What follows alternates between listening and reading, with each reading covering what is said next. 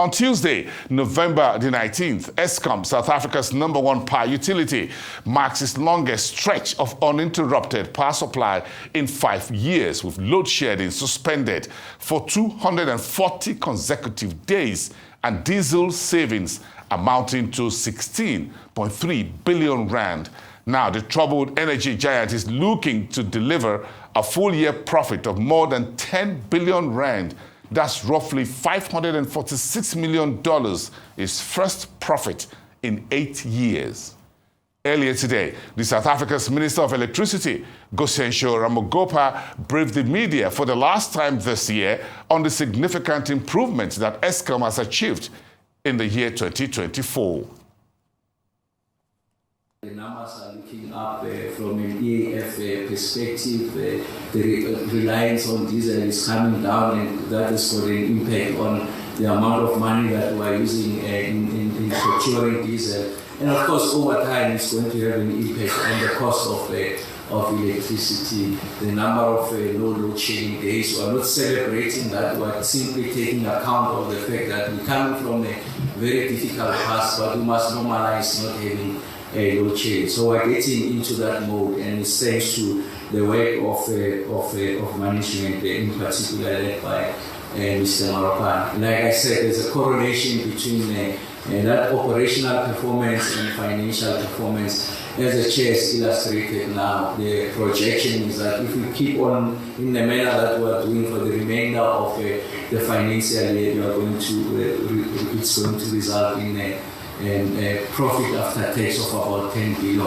And if you look at the losses that are registered today, so essentially for the period under review, it's a swing of close to, I think, 65 billion. Right? You'll see when the numbers get to be presented before. So I think that this represents a steady recovery, a confirmation that the generation recovery plan is working, and by definition, the energy action plan is working.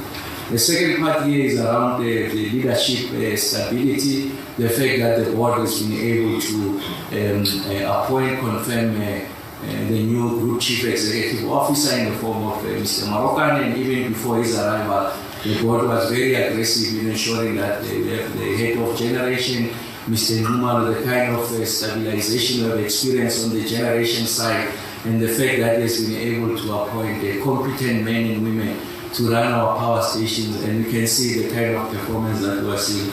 I think this makes the organization future-proof, and I'm sure with the kind of skills that you are going to attract into Eskom, is going to take us into a different orbit. So we really want to congratulate you. And the third aspect in relation to just the general observation, if you like, the soft issues are important in addition to the hardcore engineering issues, the hardcore numbers. I think the soft issues are important.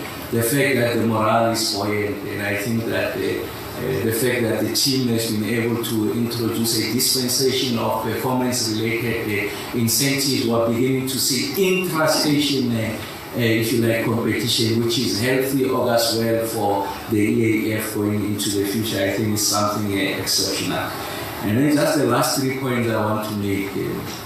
The first one is that there's a need for us to focus on customer service. I think the experience during this transition of KRN, the issues around the updating of the meters have surfaced a number of issues, at least from my position when I go to visit the various Eskom customer care centers. So you can see that there's a gulf between Eskom and the customer, and one of the things that we have registered, and I know is receiving urgent attention on behalf of management, is to ensure that we are customer-centric, customer-oriented, so that we remain credible in the work that we are doing, and we are able to build that social compact. There's an appreciation from the customers that when you go to Eskom, you are going to get the kind of assistance that is required.